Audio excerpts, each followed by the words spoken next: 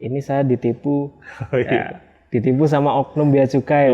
Diberikan reward oleh bea cukai sebagai perusahaan mitra kepabeanan. Mau di kafe sambil tiduran juga bisa, sambil healing staycation juga bisa, dalam konsultasi gitu. Dokumennya tetap jalan. Nggak tahu mau Nggak tahu dijawab. mau diapain. Jadi yang keluar itu akhirnya bukan kata-kata, tapi keringat dingin. Iya. Pernah dimarah-marahin? Ya sering. Sering.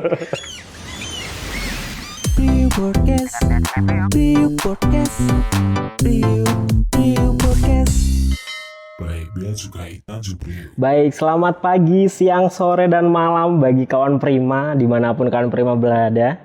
Kembali lagi kita di Priuk Podcast, episode yang kesekian kalinya, dan kita akan membawakan materi yang luar biasa hari ini, yaitu kita akan membahas tentang sisi atau klien koordinator di Bea Cukai Tanjung Priok. Dan kita sudah kehadiran narasumber yang luar biasa. Ya, mungkin boleh kita beri tepuk tangan. Ada Mas Destiko di sebelah saya yang akan berbagi nih sedikit banyak tentang klien koordinator yang ada di Bea Cukai Tanjung Priok. Mas Destiko sudah berapa lama bekerja Bekerja di Bea Cukai atau di di Tanjung Bea Priok? Cukai? Di Bea Cukai Saya di Bea Cukai mulai tahun 2010. 2010, Jadi sekitar hampir 13 tahun. 13 tahun. Kalau di Bea Cukai Tanjung Kalau di Priok Bea Cukai Tanjung Priok itu dari 2016, jadi sekitar 6 tahun lebih lah. 2016. 2016 ya. Saya masih kuliah.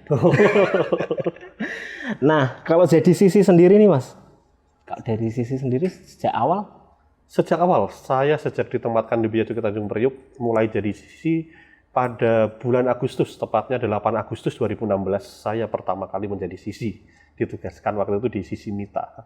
dari sisi mita, Jadi ya? sisi mita langsung ya. Dari sisi mita langsung. Nah, kalau di Bea Cukai Tanjung Priok itu kan sisi ada dua ya, Iya. sisi mita dan sisi umum. Iya. Itu boleh dijelaskan Mas, apa bedanya sih? Kalau sisi mita sendiri itu memang ditunjuk untuk melayani perusahaan yang statusnya importer-eksportir ini ya Mas, statusnya mitra kepabeanan.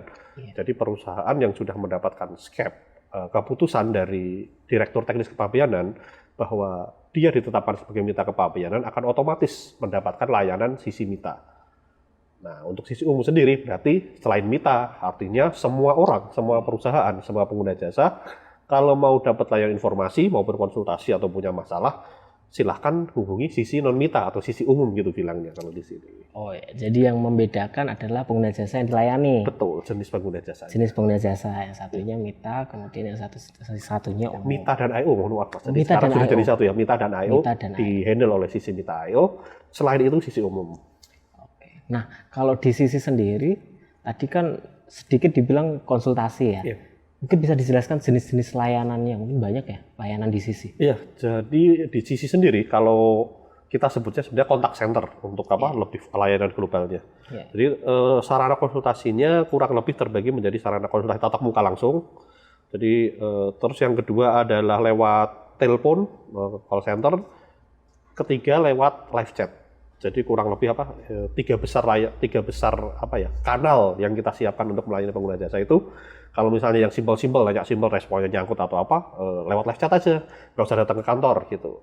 Tapi kalau misalnya perlu penjelasan lisan, bisa lewat telepon. Atau kalaupun misal memang permasalahannya kompleks banget, perlu penjelasan langsung, mungkin perlu ketemu langsung dengan pengambil keputusan, bisa lewat layanan tatap muka gitu. Jadi untuk pengguna jasa yang emang nggak usah repot-repot ke kantor gitu istilahnya. Kalau mau ngajuin layanan yang cuma nanya respon aja, langsung lewat live chat aja gitu Mas. Hemat waktu, hemat biaya. Oh ya, jadi ada keunggulan sendiri-sendiri Iya. dari setiap layanan Betul. ya. Saat dia butuh cepat, mungkin hanya perlu penjelasan melalui teks lewat chat. Iya. Nah, itu kalau kita lihat dari berbagai jenis layanan, ada nggak sih yang membedakan layanan untuk sisi mita dan sisi umum? Secara umum sama. Intinya layanan itu 3 biasanya. Layanan informasi, konsultasi, atau kalau ada masalah. Layanan informasi mungkin mereka nanya prosedur, nanya apa sih ya, aturan-aturan baru.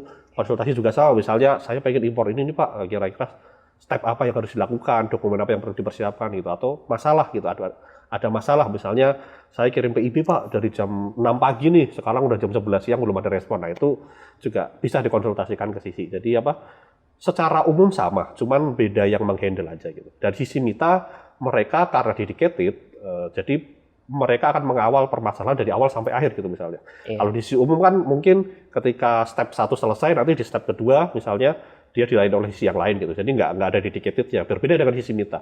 Artinya ya dari awal masalahnya itu timbul sampai dengan penyelesaian akan dilayani oleh satu orang itu. Iya. Jadi kalau kita lihat itu lebih menguntungkan saat dia menjadi perusahaan mita ya. Betul, Karena sangat menguntungkan. saat terjadi masalah, Iya. kita melakukan konsultasi, masalah itu akan kita flow up terus ya. Iya, betul. Kita ikuti terus sampai masalahnya. Apakah berbeda kalau kita sebagai perusahaan umum, Iya. kita melakukan konsultasi, saat masalah itu belum selesai, kita lakukan konsultasi lagi, mulai dari awal. Iya, bisa jadi dilayani oleh sisi yang lain. Gitu. Iya. Dengan sisi yang lain. Berarti boleh diberikan tips bagaimana menjadi perusahaan mita? Wah, susah itu baik. Jadi untuk importir ataupun eksportir yang ingin jadi perusahaan mita, tentunya syarat yang pertama adalah patuh terhadap regulasi kepabeanan dan cukai. Dibuktikan dengan salah satunya itu jalur hijau selama 6 bulan berturut-turut. Jadi mungkin untuk importir yang sudah jalur hijau 6 bulan berturut-turut nanti bisa diajukan sebagai mita kepabeanan. Yang kedua juga tentunya tidak ada tunggakan di pembayaran piutang di bidang kepabeanan juga. Jadi kalau SPTNP ataupun SPSA ataupun SPP yang belum dilunasi silahkan dilunasi gitu. Nanti juga ada verifikasinya dari Direktorat Teknis, namun secara garis besar itu nanti syaratnya itu menurut saya 2 itu gitu. Tidak ada tunggakan dan kepatuhan di bidang kepabeanannya tinggi. Karena memang mita itu memang dasarnya adalah perusahaan-perusahaan yang dia patuh, SPI-nya bagus, jadilah kita diberikan reward oleh bea cukai sebagai perusahaan mita kepabeanan. Kurang lebih sih gitu. Jadi untuk importer-importer kalau mau jadi mita, silahkan 6 bulan dulu jalur hijau, baru nanti mungkin bisa konsultasi ke kami atau minta rekomendasi untuk dijadikan mita kepabeanan. Jadi itulah tips menjadi perusahaan mita. Iya betul, mita dan AEO. Dan mita dan AEO. Nah, kemudian nih, tadi kan dijelaskan juga terkait layanan konsultasi. Iya. Mungkin ada pengguna jasa dari Bea Cukai Tanjung Priok nih yang ingin melakukan konsultasi. Ada prosedurnya, Mas? Prosedurnya ada. Dan itu cukup mudah ya, Mas. Jadi Mudah, ya? yang pertama kalau lewat telepon ya tentunya tinggal telepon aja gitu.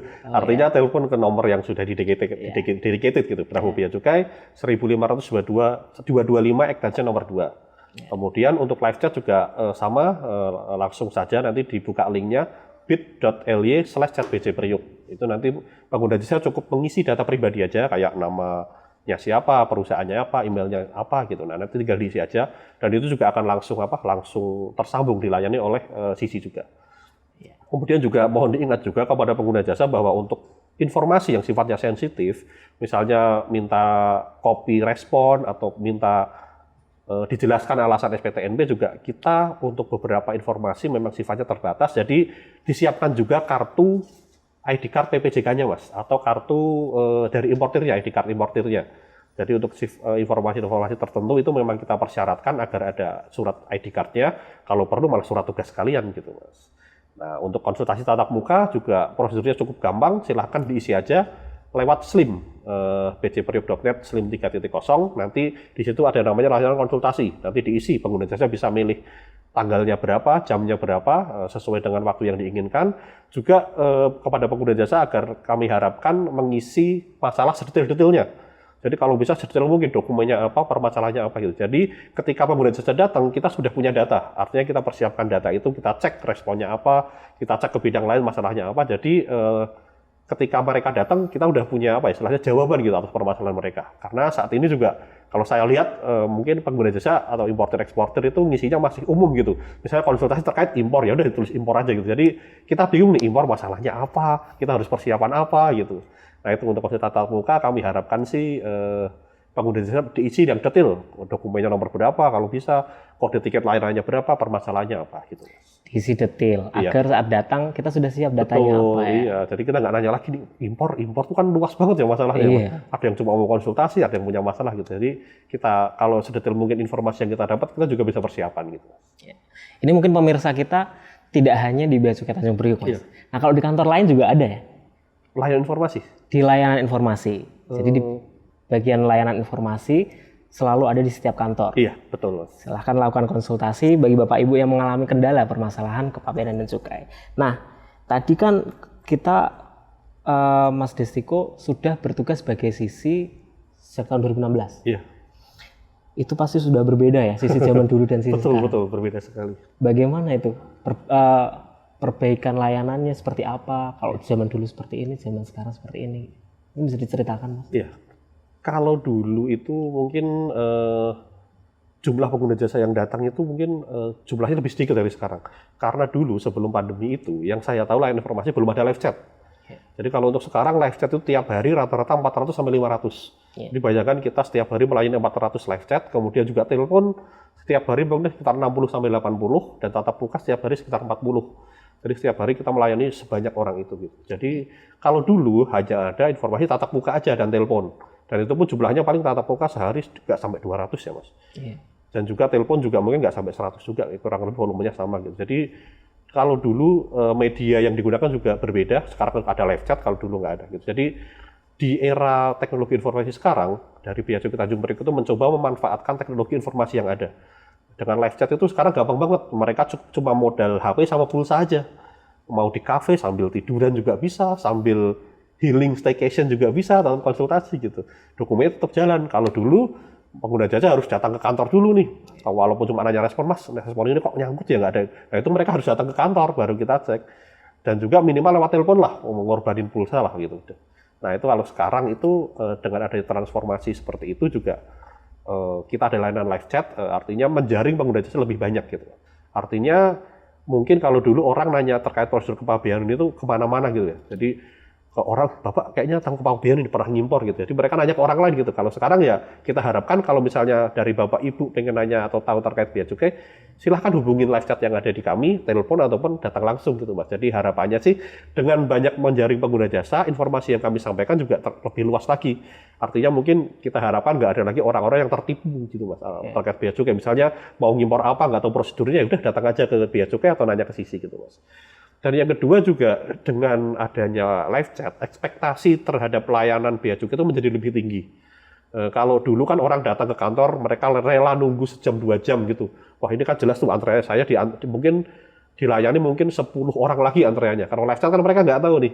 Ekspektasi terhadap live chat itu lebih tinggi gitu. Kalau saya chat ya paling nggak 5 menit sudah dilayani lah gitu. Ya kan kalau misalnya kayak kita pernah chat ke bank atau mungkin ke ojek online misalnya ada masalah kan biasanya balasnya cepat tuh. Nah, ekspektasi pengguna juga seperti itu kepada bea cukai gitu. Artinya dengan adanya layanan live chat ya kalau bisa ya responnya sama kayak kita ngechat Gojek dan lain-lain gitu, Mas. Nah, selain itu juga dengan adanya layanan baru sekarang pengguna jasa selain ekspektasi tadi juga mungkin lebih gampang viral sekarang. Jadi kita juga harus hati-hati gitu kalau ngasih layanan informasi gitu. Typo pun juga kadang bisa berakibat fatal gitu. Yaitu selain ekspektasi juga kita harus lebih berhati-hati. Kalau dulu mungkin perkataan kan bisa kita koreksi, oh maaf Pak, maksud saya ini.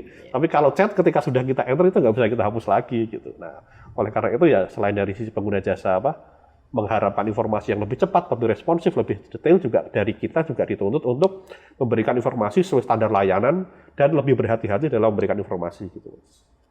Jadi mungkin bedanya antara dulu dan sekarang seperti itu gitu. Ekspektasi terhadap petugas sisi ini menjadi lebih tinggi, baik dari sisi respon maupun kinerja. Semakin baik teknologi, semakin banyak tantangannya juga. Iya, betul sekali. Nah, perubahan itu pasti didorong dengan adanya pandemi juga. Iya, betul. Itu pastinya saat kita melakukan konsultasi tatap muka, ada resiko terjangkit virus. Iya. Pernah kena COVID, Mas? Alhamdulillah belum. Alhamdulillah hampir 3 tahun ini masih apa sih namanya kalau survivor COVID itu ya itulah belum, alhamdulillah belum sama sekali. Belum sama sekali. Iya.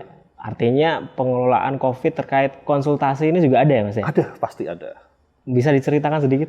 Jadi untuk COVID ini karena sekarang pandemi juga belum dicabut ya, walaupun PPKM statusnya sudah dicabut, tapi untuk konsultasi tatap muka tetap kita batasi per jam adalah 6 orang, Mas. Jadi per jam adalah 6 orang. Kalau dulu kita lihat status COVID harian juga. Waktu itu pernah kan outbreak Omicron sampai per hari berapa puluh ribu itu. Nah itu kita batasi jadi 4 orang. per jam 4 orang gitu. Artinya ya membatasi hubungan langsung antara pengguna jasa dan petugas gitu. Karena dulu juga sempat pas lagi konsultasi tiba-tiba ada petugas yang swab ternyata positif gitu. Akhirnya ditutup dulu layanan konsultasinya selama beberapa minggu sampai kondusif gitu. Jadi sekarang ini sistemnya lewat antrean gitu. Jadi orang yang datang ke sini ke kantor itu memang benar-benar yang berkepentingan gitu. Artinya nggak ada lagi orang yang iseng gitu, coba kantor dia juga nanya ini gitu. Mereka tuh ke kantor udah punya tujuan mau nanya apa, masalahnya apa, dan sebelumnya ngisi form konsultasi itu. Jadi kita melakukan reservasi dulu. Iya betul. Reservasi dulu. Nah kalau dulu berarti langsung aja ya? Langsung aja. Langsung. Nggak ada reservasi. Pasti antreannya banyak juga ya? Banyak Mas. Ya, itu kadang ada yang nunggu 3 jam sampai tiduran di kursi di depan lesehan gitu.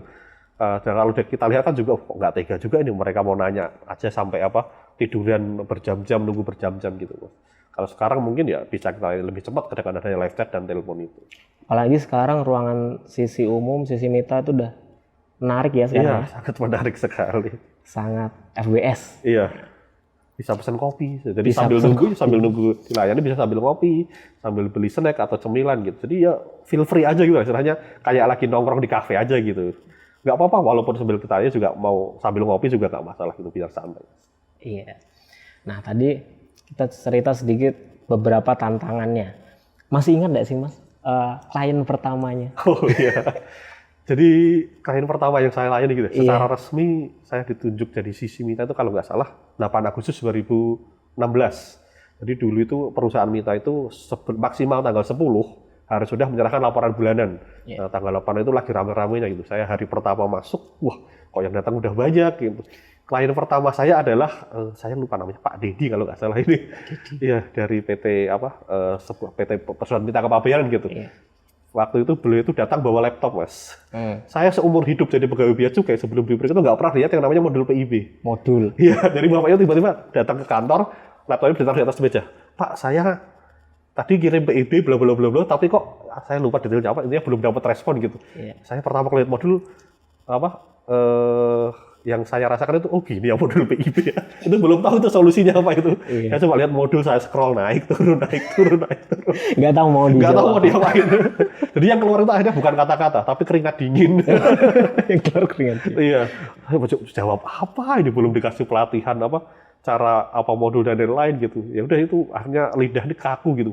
Mau ngomong apa ini ke bapaknya ini.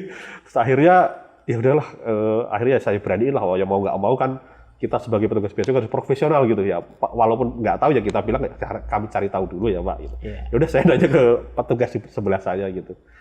Bu atau Pak ini gimana ya kalau kayak gini ya? Oh ini gini ya. Jadi ya teamwork juga lah waktu itu lah karena mereka juga sadar saya sisi baru juga masih butuh disupport gitu. Tapi ternyata saya kira konsultasinya bakal simpel gitu. Pak saya mau ada impor ini. Tapi ternyata mereka langsung bawa modul gitu. Yeah. Yang saya seumur hidup pun belum pernah lihat modul PIB itu seperti apa gitu. Artinya pertanyaan yang bisa kita duga maupun tidak terduga itu terjadi di sisi. Iya. Nah, berbicara tentang klien pertama, Mas Desiko ini klien pertama saya di Pre-Podcast. Masa sih? Oh iya. Iya, jadi saya pertama kali di Pre-Podcast, ini klien pertama saya Mas Desiko. Luar biasa. Sangat berkesan. Semoga viewernya banyak nih Mas. Semoga viewernya banyak. Target 1 juta viewers. Amin. Nah, kalau dalam sehari, kalau tadi target 1 juta viewer, Iya. sisi ada targetnya nggak? Target sisi ada pasti, karena kan tiap pegawai pasti punya yang namanya indikator kinerja utama ya, artinya capaian bulanannya. Kalau dari sisi sendiri, dari live chat itu targetnya adalah 300 chat per bulan. 300 chat? Iya, jadi itu selama WFH itu harus melayani minimal 300 chat per bulan. Jadi kalau misalnya dibagi hari kerja ya, kalau sisi itu kan yang sisi umum ya, yang melayani konsultasi tatap muka itu anggap aja mungkin melayani live chat dalam 1 bulan sekitar 15 hari kerja. Iya. Nah, itu mungkin sehari minimal 20 lah gitu. Untuk sampai batas 300 itu. Chat ya? Iya, minimal 20 chat per hari. 20 jam per Ya, hari. itu baru dapat batas minimalnya aja. Tapi kalau pengguna jasa ingin mengajukan layanan konsultasi melalui chat 24 jam? 24 jam. Jadi mau hari libur, hari tanggal merah tetap live chat buka. Kalau konsultasi Kalau konsultasi secara langsung, tatap muka, itu dibatasi saat juga? ini hanya jam kerja dan hari kerja saja. Jam kerja, Iya. jam kerja. 1 hari bisa melayani sampai Kalau tatap muka, rata-rata sehari mungkin ada 40 yang datang, itu dibagi 6 orang. Jadi 1 orang mungkin sekitar 7 melayani 7 orang tiap harinya. Kalau saya nih sebagai pengguna jasa ingin mengajukan layanan konsultasi tatap muka, Iya. itu antreannya berapa lama? Oh, Iya. ini nggak bisa dipastikan Mas ya, karena kadang ada satu hari itu yang wah kok udah terisi semua ya. Karena pengguna jasa bisa mengajukan H-1 maupun H-7 pun bisa gitu. Sampai H-7. Sampai H-7 pun saya rasa bisa gitu. Kalau tiap hari sih pasti ada konsultasi tatap mukanya Mas. Pasti masih ada slotnya gitu. Tapi kalaupun mungkin Mas Firman pengen ngajuin apa sifatnya urgent, mungkin pengen apa mendapatkan keputusan secara lebih cepat, tetap walaupun datang langsung ke kantor dan nggak dapat antrean tetap kita layani. Jadi nanti kita masukkan ke antrean khusus gitu. Setelah melayani antrean yang apa, yang reguler, yang 6 orang per jam tadi, nanti kami bisa apa, istilahnya baru melayani yang nggak dapat kuota ini. Tapi saat ini sih secara prakteknya per hari semuanya bisa terlayani. Artinya mereka yang datang terlayani dengan cara apa, yaitu kuota regulernya itu masih mencukupi gitu. Jadi kalau misal dalam keadaan yang penuh ada antrian khusus apabila perlu penanganan cepat. Iya, betul. Namun sampai saat ini alhamdulillah masih terlayani semua. Terlayani ya, semua walaupun ada 1-2 itu pun paling kalau udah jam 4 biasanya nih. Pak, saya udah nggak dapat antrian nih tapi PIB-nya ini ya. Mau nggak mau tetap kita layani gitu, nggak akan kita usir juga. Nah, tapi biasanya kalau misalnya memang masalahnya yang simpel kita arahkan ke live chat aja. Kita lihat antrian di live chat masih apa kondusif, paling kita arahkan ke live chat gitu. Sedikit saya bercerita tentang layanan informasi. Kalau di seksi saya itu di layanan informasi, beberapa saya juga mengelola tentang media sosial. Iya. Di situ juga banyak pertanyaan yang unik-unik. Iya. Seperti yang dialami Sisi juga, di situ ada misal ada yang nanya, Mas, ini saya ditipu, ditipu sama oknum bea cukai. Waktu dikirim ini kok suratnya aneh, ini kenapa orang juga percaya gitu. Ada juga pengalaman-pengalaman yang lebih unik dari itu ada enggak? Kalau yang lebih unik biasanya nih Mas, kalau di sisi itu kan orang biasanya nanganin orang yang marah-marah gitu. Marah-marah. Iya, Pernah di marah-marahin? Ya sering. Biasanya kalau kita live chat tuh, lihat chatnya wah udah caps lock semua ini. Waduh. Caps lock, wah kenapa ini Bu? Ternyata Ibu mohon maaf ada yang bisa dibantu. Terus Ibu ternyata mohon maaf Pak, caps locknya rusak gitu. Oh. Ternyata caps locknya rusak gitu. Iya. Tapi ada juga yang emang caps lock memang dia udah istilahnya ya udah kecewa banget itu lah. Istilahnya marah-marah banget, udah mungkin ada beberapa juga yang apa mengeluarkan kata-kata yang kurang pantas gitu. Tapi ya tetap kita layani gitu Mas. Kita ya udahlah walaupun mungkin mereka emosi atau apa ya kita nggak boleh ikut emosi juga gitu. Dan juga pertanyaan unik juga banyak seperti tadi apa saya merasa ditipu oleh pihak bea cukai. Ada juga tiba-tiba nanya, Pak, saya udah bayar pajak atau belum ya lah ini? Kok nanya ke bea cukai ya? Saya sadar juga, oh bea cukai ada bagian dari Kementerian Keuangan gitu. Karena masalah perpajakan juga ya, walaupun mungkin itu apa lebih tepat dijawab ke direktorat lain ya kita tolak secara halus lah. Untuk pertanyaan terkait pajak silakan hubungi call center pajak sini gitu. Jadi banyak yang pertanyaan nyasar juga banyak Mas. Pertanyaan nyasar. Iya. Mayoritas pertanyaan tentang apa nih yang sering dialami kendala? Biasanya respon, ya. Jadi ekspektasi pengguna jasa itu sekarang tinggi. Biasanya mereka dapat respon PIB itu 1 jam gitu, mungkin udah dapat billing gitu ya. Atau PIB 1 jam udah NPE. Nah, ketika 1 jam lebih, misalnya 1,5 jam atau 2 jam belum dapat, mereka pasti akan nanya ke kita, Pak, sistem bea cukai ada gangguan nggak ya gitu. Padahal itu biasanya memang cuma ada antrean aja Mas gitu. Misalnya hari Senin kan habis libur, biasanya pengguna jasa itu mereka pada ngajuin PIB dan PIB di Senin pagi. Nah, itu biasanya ada antrean. Jadinya respon yang tadinya biasa diterima 1 jam, mungkin sekarang 3 jam atau 4 jam gitu. Nah, itu juga apa? Biasanya mereka kalau 1 jam lebih nggak dapat respon, nanya ke kita gitu. Artinya semakin bagus layanan kita, semakin besar kepercayaan masyarakatnya. Betul. Jadi kalau biasanya 1 jam, nanti layanan kita jadi meningkat lebih baik lagi menjadi setengah jam. Nah itu. Baru setengah jam udah ditanya. Nah itu seperti itu. Jadi artinya mungkin mereka biasanya dapat apa ya? Pelayanan yang memuaskan gitu lah, misalnya tiap hari makannya apa misalnya seafood apa, tiba-tiba kok disuruh makan roti aja kan mereka protes juga nih. Biasanya saya makan seafood, makan enak-enak gitu kok. Ini kok cuma dapat roti aja, nah gitu lebih seperti itulah ekspektasi apa pengguna jasa ke kita gitu Mas. Jadi biasanya saya 1 jam selesai 1 jam, kok ini sampai 2 jam nggak dapat respon gitu Mas. Mungkin sedikit pesan untuk terkait layanan respon yang banyak ditanyakan kepada pengguna jasa. Sebenarnya kepada pengguna jasa mungkin yang ada masalah respon PIB atau PIB yang apa dalam beberapa jam nggak dapat respon, silahkan ditunggu paling tidak 3 jam dulu. Kalau memang di atas 3 jam belum mendapatkan respon, silahkan nanti bisa chat ke kami atau telepon nanti akan kami coba cek permasalahannya di mana gitu Mas. Kalau memang sistemnya nyangkut, responnya nyangkut udah 3 jam lebih, akan kami teruskan ke Direktorat IKC di kantor pusat agar mungkin dibantu didorong untuk responnya gitu. Baik, didorong kita follow up ke kantor pusat. Iya betul, itu kalau udah lebih dari 3 jam nggak ada respon. Tapi kalau mungkin baru 2 jam nggak apa, silahkan ditunggu dulu aja. Karena emang terkadang antrean yang tinggi itu membuat respon yang diterima juga cukup terhambat gitu. Baik. Tadi sedikit pengalaman dikata-katain, kemudian banyak pertanyaan terkait respon. Mungkin ada tantangan lain yang bisa Oh iya. hati-hati menjadi sisi gitu. Oh iya. Bisa kita, misal saya suatu saat nanti saya ditunjuk menjadi sisi.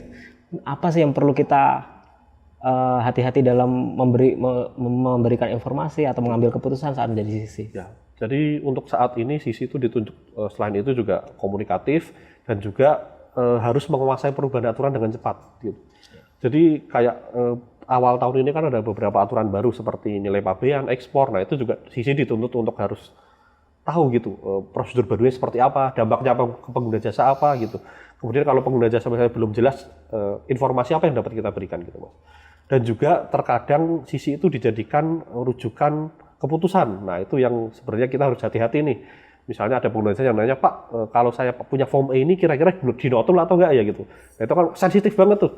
Padahal notul itu kan yang memutuskan PFPD berdasarkan penelitian dokumen maupun pemeriksaan fisik juga. Nah, tapi ini diminta sisi memutuskan nih, bisa nggak form E ini saya bisa nggak dinotul gitu. Nah, ya paling kita jawab normatif aja Pak, selama memenuhi ketentuan terkait dengan PMK sekian-sekian dan juga diserahkan tepat waktu ya. Kemungkinan tidak akan ada notul. Nah, tapi itu juga harus hati-hati. Jangan kita bilang, oke Pak, ini kayaknya nggak ada notul, ini sepertinya nggak ada notul, saya setuju gitu. Nah, itu yang harus hati-hati. Artinya sisi, walaupun sebagai petugas lain informasi juga, kadang kita dituntut buat mewakili petugas lain buat mengambil keputusan gitu. Padahal tusi kita hanya menyampaikan informasi aja ke mereka gitu. Bisa jadi kalau misalnya ada layanan juga, pas saya dokumen ini udah lengkap semua nih ABCD FG, kira-kira nanti di-reject nggak ya layanannya. Nah itu juga kita nggak bisa memastikan juga gitu. Ya paling bisa kita coba aja Bu, diajukan, nanti oleh petugas akan dilakukan penelitian dahulu untuk menentukan keputusannya seperti apa gitu. Nah itu yang kadang kita ditodong, kadang chat kita di screenshot, terus dibawa ke proses banding, keberatan. Nah itu juga yang kadang saya juga pernah dipanggil kantor pusat Mas, ikut Zoom juga. Waktu itu proses banding juga kalau nggak salah. Jadi mereka istilahnya membawa nama sisi, kata sisi dulu disarankan seperti ini gitu. Ternyata dampaknya adalah mereka kena notul atau apa gitu mungkin. Ya. Nah itu akhirnya sama proses banding, saya juga dipanggil ke kantor pusat dulu. Waktu ini dulu Anda menjawab seperti apa gitu.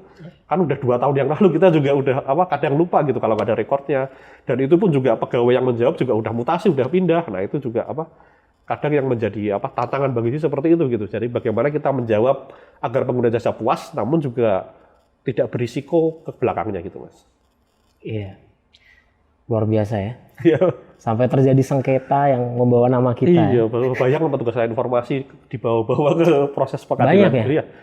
Nggak banyak tapi ada beberapa. Tapi ada beberapa. Iya. Dibawa ke penyidik juga pernah Mas, saya Mas. APH lain? Tiba-tiba ya dari penyidik datang. Mas bisa ke ruang penyidikan sebentar nggak Mas? Wah itu deg-degan kan Mas? Iya. Salah apa ini saya gitu. Jadi dulu waktu itu pernah memang ada kasus, kalau nggak salah saya ingat ekspor kena NHI gitu. Iya. Jadi dari ekspor itu keterangannya saya dikasih HS code sama sisinya siapa? Destiko. Saya dibawalah ke penyidikan, ditanyain bener nggak konsultasinya waktu itu nanya tentang ini gitu. Untung waktu itu ada record layanan informasinya Mas. Jadi ya saya tunjukin aja bukti informasinya bahwa terkait dengan ini informasi yang saya berikan adalah seperti ini, dan itu juga dulu dari ditandatangani sama pengguna jasa juga gitu. Jadi ya dengan record itu bisa kita pakai buat membela diri lah gitu istilahnya. Jadi perlu kita memberikan hati-hati dalam memberikan jawaban. Iya, ya. Betul. Karena dampaknya juga panjang. Betul. Baik itu secara internal maupun APH lain. Iya betul. Kemudian ini nih, katanya Mas Destiko mau pindah. Bukan katanya. Katanya. Sudah keluar keputusan. Sudah keluar iya. keputusannya. Berat kapan? Sepertinya minggu ini, Mas. Minggu ini. Ini tayangnya kapan? Belum tahu ya. Tayangnya belum tahu. Iya. Intinya deket-deket inilah gitu. Deket-deket ini. Iya. Mungkin sebelum pindah, secara umum nih kesannya menjadi seorang sisi. Kesan ya, iya baik. Pertama kali masuk Tanjung Priok itu saya lihat teman-teman sisi yang lain itu, mereka kok jago-jago banget ya gitu. Maksudnya semua permasalahan ini tahu gitu. Tapi ternyata ya itu jadi sisi itu adalah proses belajar. Artinya nggak orang tiba-tiba jadi sisi terus pinter gitu. Artinya dari sisi itu melayani case per case, baru kan mereka belajar dari situ meningkatkan kompetensinya. Dan juga selain jadi sisi juga tantangannya walaupun dari diri sendiri tadi buat cepat proses adaptasinya juga pihak eksternal, bagaimana cara berkomunikasi yang baik, bagaimana cara agar ketika kita dimarah-marahin kita nggak ikut marah-marah balik gitu. Ya walaupun mungkin seharian itu mungkin kita dongkol tapi ya udahlah gitu karena emang itu tuntutan pekerjaan gitu. Harus menahan emosi. Iya harus menahan emosi. Harus menahan emosi tapi di sisi lain kita juga harus pintar. Iya betul. Harus paham semua peraturan. Nah, ya, tapi susah. Juga ya setelah kita melayani juga apalagi mereka bilang makasih Pak gitu ya kita timbul kepuasan sendiri gitu. Artinya ada kepuasan pribadi ketika kita bisa istilahnya memberikan apa yang pengguna jasa mau, entah itu informasi maupun terkait dengan penjelasan gitu. Ada kepuasan sendiri. Iya, ada kepuasan tersendiri ketika mereka bilang makasih Pak gitu atas bantuannya gitu. Kita tuh kayak lega banget tuh, alhamdulillah nih satu orang udah kita layani dengan baik gitu. Saya juga ada kepuasan tersendiri Mas. Oh, saat pemirsa Priok Podcast dapat like dan subscriber kita bertambah itu sebuah kepuasan tersendiri. Alhamdulillah ya. 1 juta pokoknya targetnya Mas kasih. 1 juta ya, 1 juta. Nah, kemudian nih ada nggak sih pesan untuk pengguna jasa yang ingin menggunakan jasa sisi? Baik. Menggunakan layanan sisi secara umum, baik itu layanan konsultasi melalui live chat, melalui telepon maupun tatap muka. Untuk pengguna jasa yang ingin menggunakan layanan sisi, yang pertama siapkan dulu pertanyaan yang akan ditanyakan apa, dokumennya dijelaskan secara detail, nomornya berapa, kalau PIB ya nomor ajunya berapa disampaikan, kemudian juga disampaikan permasalahannya apa. Yang pertama, kemudian yang kedua, kalaupun Bapak Ibu pengguna jasa merasa kurang puas dengan pelayanan kami, silahkan aja disampaikan dengan baik, misalnya Pak kami kecewa dengan layanan bea cukai atau kami kurang puas. Mungkin jangan dikata-katain juga karena di belakang Anda orang yang Anda kirim chat itu juga adalah manusia biasa juga yang punya perasaan, yang juga punya perasaan sedih, takut, kecewa juga. Jadi mohon untuk kita kerjasama gitu agar kalau memang kecewa silahkan disampaikan, nggak usah pakai caps lock, nggak usah mengeluarkan kata-kata yang tidak pantas. Kami tahu bahwa Bapak Ibu kecewa, cukup dengan istilahnya ya lewat chat yang normal aja gitu istilahnya. Kemudian juga untuk layanan sisi juga kalau Bapak Ibu mungkin merasa ingin kurang percaya mungkin atau ingin konfirmasi terkait dengan layanan bea cukai misalnya terkait barang kiriman, barang pindahan ataupun terkait prosedur kepabeanan, daripada nanya ke orang lain ataupun nanya ke pihak-pihak yang mungkin belum tentu jelas kompetensinya, silakan manfaatkan layanan kontak center yang ada di Bea Cukai Tanjung Priok. Dari mulai telepon ada, live chat juga ada. Kalau ingin penjelasan langsung juga silakan langsung datang ke kantor menggunakan layanan tatap muka. Dan hati-hati ada penipuan. Betul, nah itu konsekuensinya menghubungi pihak lain itu adalah itu. Ya. Ada kata orang bea cukai, diminta orang bea cukai, padahal orang bea cukainya nggak tahu siapa gitu. Mending langsung ketemu orang bea cukainya ini. Apalagi kalau diminta duit. Iya itu udah pasti Mas. Yang jelas layanan sisi kita gratis, tidak dipungut biaya. Tidak dipungut biaya. Justru kalau kita dibayar nanti kita kena hukuman disiplin. Iya betul. Ya itu kita ingatkan kembali pada para pengguna jasa untuk menggunakan layanan sesuai dengan yang telah kita sediakan. Iya, betul. Ada melalui Slim, telepon resmi, dan layanan sisi tidak ada biaya. Biaya gratis, 0 rupiah. Nggak usah bawa dompet masuk ke sisi, kecuali bawa ID card. ID card. Iya. ID card jangan sampai ketinggalan untuk memudahkan konsultasinya. Dan demikianlah sepertinya pembicaraan kita terkait sisi Mas ya. Iya. Dari berbagai macam tantangan, kemudian kepuasan menjadi seorang sisi, tentunya membuat pengetahuan kita untuk mengetahui layanan bea cukai Tanjung Priok ini semakin bertambah, memudahkan para pengguna jasa untuk memberikan kepastian layanan. Iya, betul. Ya. Terima kasih Mas Destiko atas kesempatan waktunya. Selamat berjuang di kantor lain. Ya, terima kasih.